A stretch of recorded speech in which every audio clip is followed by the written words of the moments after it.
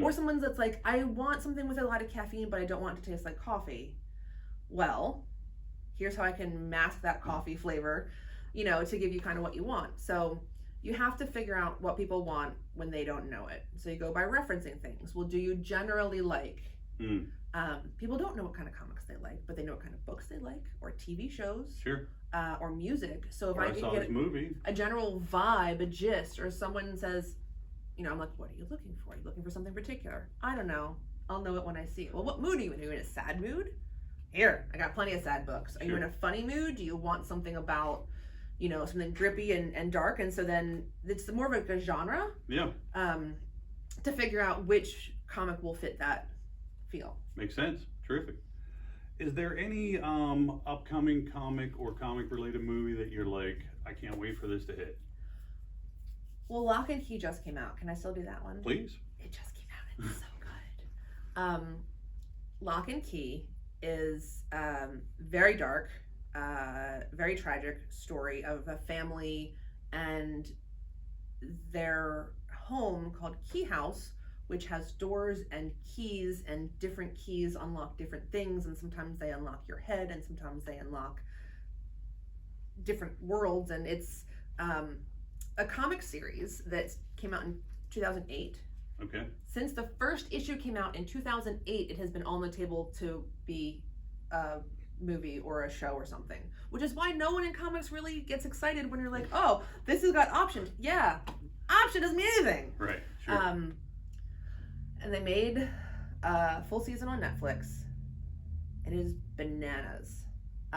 The show is thankfully not as dark as the comic. Rereading it now, there's a bit of uncomfortable stuff that probably would not be written today. Yep. Much more sensitivity.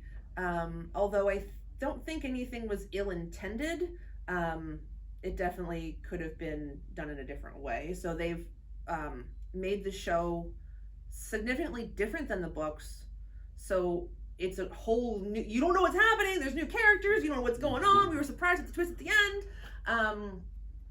But it is close, it has enough of the same things where all of the major characters have a significant storyline development, and they go through each of their traumatic starts off with a dad being murdered, and they have to move across the country to go back to his family home, and this weird stuff starts happening in the home. So it starts off with tragedy, and each of the kids and the mom are going through their own ways of dealing with this and their guilt for why it happened. And it's written by Stephen King's son. Oh wow, okay, that's pretty cool. Yeah, it's great. So what got you into comics, and then from there, what got you from a comic reader and enthusiast to saying, hey, you know what, like, I'm gonna open my own shop? Interesting point. I very literally grew up reading comics. My mom was a preschool teacher, so our summers were never off. We always had workbooks. We always had stuff to do. Right. And one of the things. My mom was a teacher too, by the way. So, yeah. There you go. We would read ElfQuest, which was the late 70s, a comic that was written and drawn by a woman and published by her and her husband. And still one of my favorite books ever. We read it. My mom would read it to me, and then eventually I was able to read it back to her. So I'm learning the stories over and over every year, rereading it. Yeah. But then ultimately, it's Johnny. Johnny is my sister's husband. He came into our lives when I was 10 years old, and as he was dating her and I got a little bit older, well, he had worked in comic shops for most of his life. Okay. So when I got to be like junior high, I would go hang out in the comic shop where he worked, and I spent summers just reading all of the things I wouldn't say I shouldn't have read them, but I can understand where people would be concerned, or like, right, sure. maybe it's like, it's a weird thing about what is or isn't okay. There's only one book that they really were like, you do not read this ever, and they still won't let me read it, and I don't ever want to read it because I know what it's about, and they are correct. No one ever should read this book. Wow. So, okay. But barring, it's like you got to have the chance to make your own opinions about it. Sure. So I always was around nerdy people, and ultimately I met Titus, my partner, at Amazon.com. And we worked very well together, finding that we were the people in our departments that we could go to for competency. And then he got a job at the comic book shop. It existed already for 15 years or so before he started working here. And then the owners, they were the second owners, they didn't want to continue it any longer and asked us if we would buy it. I have small business, local chain customer service aspect. He has ingrained comic nerd knowledge for his entire life. Right. So I have the front of house and he has the back of house. Right on. Yeah. So I quit a very awesome job that I loved because I didn't want to not take a chance to own a comic book shop. And How many years ago was that? on April 1st, it will be 10 years ago. That's awesome. That's a great story. Thanks. Wonderful. Thanks. So yeah, the key point to that story though is we did not open a new comic shop. We bought an existing one that already had a customer base, already was established. Sure.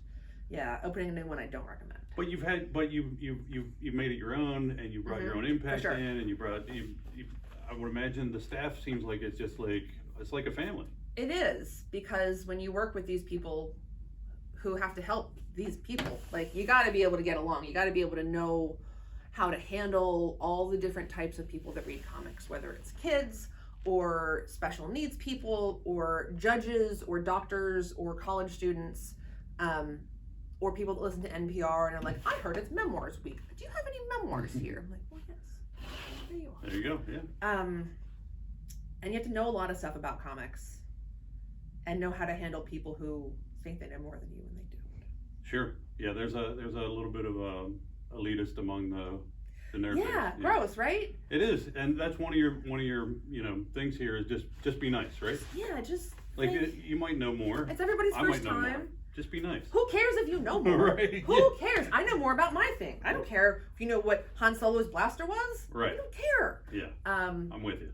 But yeah, we the first thing that Titus said was he wanted to make this a place where he wanted to be, where he was comfortable. And in the few instances where there's been a customer that made me feel uncomfortable, I checked with other people and I found out either before or after that they were also making other customers uncomfortable, and they appreciated when I asked them to not be here anymore. Like, sure. You just got to take care of people. And like I said, if you're saying something that's not really the greatest and you're willing to hear, oh, is that not a cool thing to say anymore? Like, it wasn't ever cool, but... But you didn't know. Right. Sure, an air of innocence. Sure. Yeah. Versus an air of arrogance. Right? Yeah. Just be chill, man. I like it, yeah. Everybody's welcome.